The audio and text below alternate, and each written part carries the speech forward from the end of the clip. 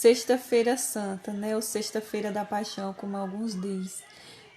Esse é um dia especial porque estou comemorando duas datas, a morte de Cristo em meu lugar e também o meu aniversário, pois além de ter nascido em uma Sexta-feira Santa, esse ano eu também completei ano em uma Sexta-feira Santa. Não que ela é santa, porque o único dia santo de verdade na Bíblia é o sábado, mas como comemoram, não custa nada falarmos do verdadeiro sentido dessa semana, que é a morte de Cristo em nosso lugar, a ressurreição dele na Páscoa, né? E eu vou trazer aqui sobre esse assunto da morte de Jesus, o estudo do Dr. Zugib sobre o assunto. Ele passou meio século pesquisando e escrevendo sobre as consequências físicas da crucificação e do sofrimento vivido, né, por Jesus nesse momento da vida dele aqui na Terra. E para os seus estudos, ele construiu uma cruz de madeira nas medidas históricas da cruz de Jesus e selecionou voluntários para serem suspensos e monitorados eletronicamente.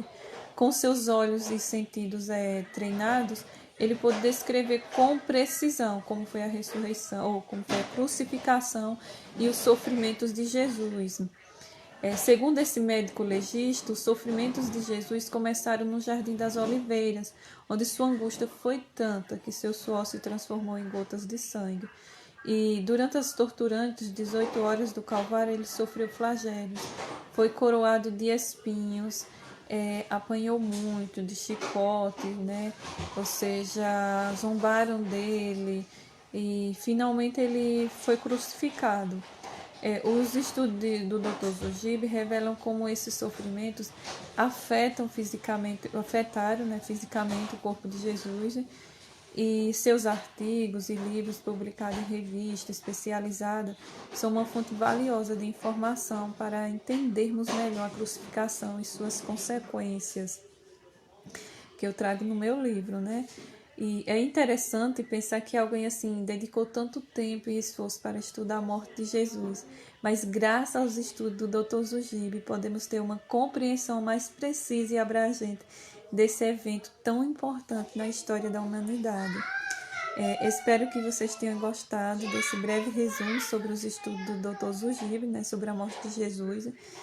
E eu quero continuar falando um pouquinho mais sobre como foi para Cristo morrer de cruz, né? Ele veio aqui, ele viveu como homem, ele passou pelo que passamos, ele sofreu tudo que sofremos, ele enfrentou o que nós enfrentamos e ele resolveu morrer a pior morte, a morte de cruz. Por que era a pior morte? Primeiro porque era vergonhosa.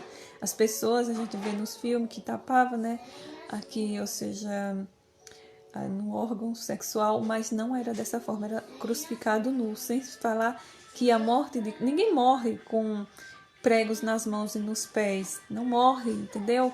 Então, como que a pessoa morria? Levava de 3 a 5 dias para a pessoa morrer ali pendurado naquela cruz, ou seja, com aquela dor dilacerante, por conta dos pregos rasgando as mãos e os pés, por conta do peso do corpo da pessoa. E precisava, para que a pessoa morresse, que caísse toda gota de sangue, sem falar que a pessoa enfrentava o frio da noite, o calor do dia, e muitas das vezes as aves de rapina, elas comiam a carne da pessoa ainda viva. E Jesus buscou enfrentar essa dor, essa morte, para que nós pudéssemos ter vida, ou seja, ele recebeu sobre ele o nosso pecado, né? As consequências. Ele morreu em nosso lugar para dizer assim: filho, se você estiver em mim, você terá vida. Então nunca pense que você não tem nenhum valor, porque você é tão especial, mas tão especial, que precisou que o Filho de Deus se entregasse e morresse para salvar a sua vida. Você é uma joia rara. Como diz a doutora Rosana Alves, se você está todo quebrado com as consequências do mal que nós enfrentamos nesse mundo, pega esses cacos e faz um mosaico, entregando nas mãos de Deus, porque Ele faz isso. E como diz o pastor Rafael Santo, você não é lixo, você é luxo. E Deus, ele tem esse poder de pegar o lixo e transformar em luxo. Outra coisa interessante é que não pense que você estragou os planos de Deus, por conta dos erros que você cometeu. Porque Deus tem planos de A a Z para você. E nenhum plano é maior ou menor do que o outro. Então Jesus te ama muito.